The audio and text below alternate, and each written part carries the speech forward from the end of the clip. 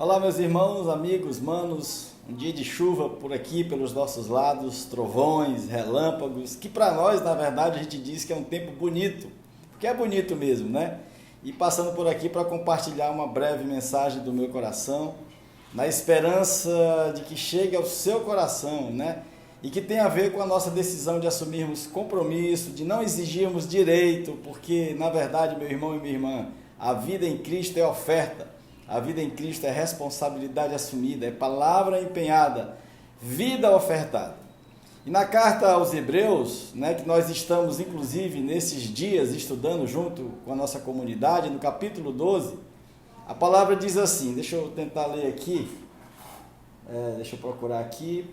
Portanto, também nós, uma vez que estamos rodeados por tão grande nuvem de testemunhas, livremo-nos de tudo o que nos atrapalha e do pecado que nos envolve e corramos com perseverança a corrida que nos é proposta, tendo os olhos fitos em Jesus, autor e consumador da nossa fé.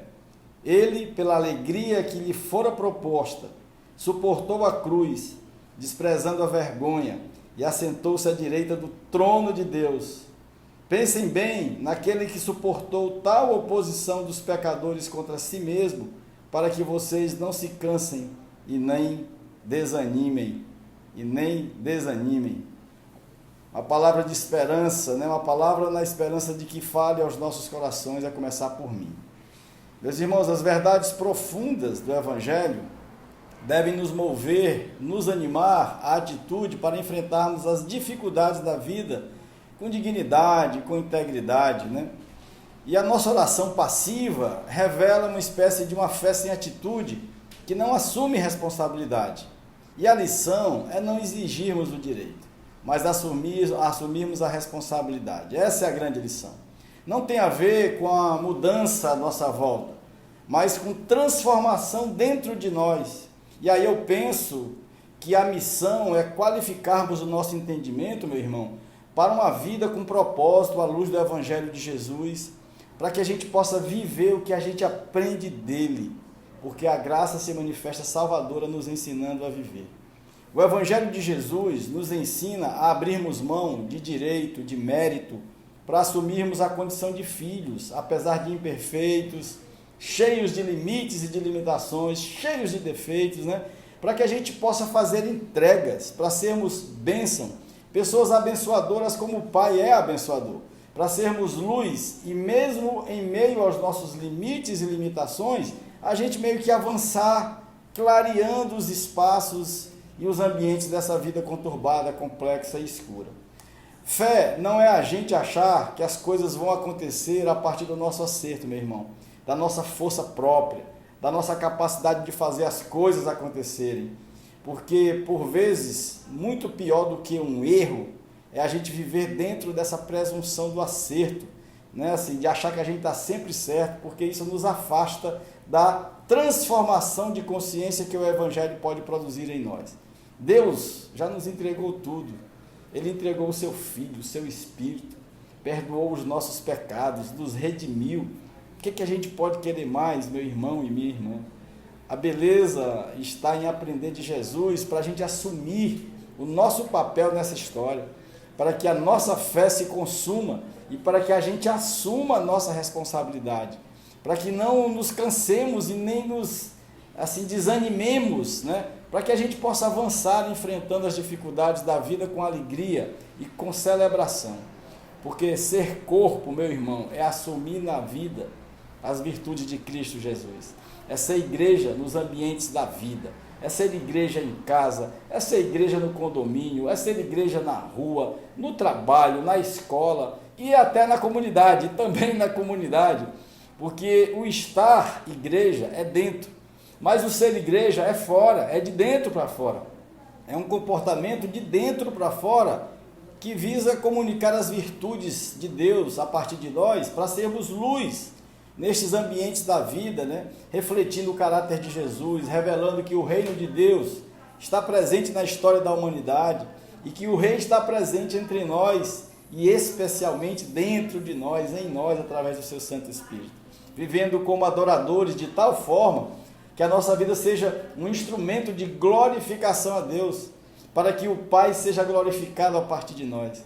Meus irmãos, eu quero concluir com um testemunho, né, que eu tenho vivido e que percebo, né, que é um ensino de vida, né? É um testemunho mesmo, não tem nada a ver além disso. Nós temos uma grande certeza, né? Todos os dias, mas todos os dias mesmo, nós teremos algum tipo de problema, né? Um desconforto, um constrangimento, porque isso é parte da vida. São as angústias naturais da vida. E eu penso que quando a gente aprende que a angústia é parte da vida, a gente também aprende a viver em alegria, em paz e em esperança, sem nos frustrarmos, sem murmurarmos, e ao contrário, nós aprendemos a vivermos a permanente gratidão a Deus, acima e a despeito de qualquer circunstância dessa vida. E aí eu trago uma verdade extraída da vida do próprio Jesus, porque o ápice da glória de Deus é a cruz. A angústia da cruz que ressignificou as nossas vidas a partir do sacrifício perfeito de Jesus, sua morte e a sua ressurreição, né, que nos abençoou com uma reconciliação com o Pai, produziu em nós a justificação, que é muito mais do que perdão, porque nós fomos tornados justos diante de Deus pela fé no sacrifício perfeito do nosso doce Jesus. E portanto, meu irmão e minha irmã, a angústia da cruz deve nos ensinar que nós podemos viver em meio às angústias da vida sem desanimarmos. Então assim, meus irmãos, Deus não tem compromisso com a nossa zona de conforto, porque a nossa zona de conforto, ela não gera nada, ela acomoda, e dependendo das circunstâncias, pode até nos afastar de Deus. As dificuldades, que aqui podemos chamar de angústia natural da vida, aperfeiçoam o nosso caráter, nos ensina e nos agrega musculatura na jornada com Cristo. Agora, não podemos confundir essa, digamos assim, angústia natural com algumas coisas, né, que nos enganam. Por exemplo, tem 3 coisas que nós não podemos comparar com a angústia. A primeira é a melancolia. Melancolia não é angústia, é saudade do passado. É algo que pode nos prender na tristeza ou na saudade de um passado que já foi, né, exercendo em nós amarras que nos impedem de avançarmos. A outra coisa, angústia não é amargura, porque a amargura e suas raízes significam a insatisfação permanente com o que temos e com o que somos no tempo presente.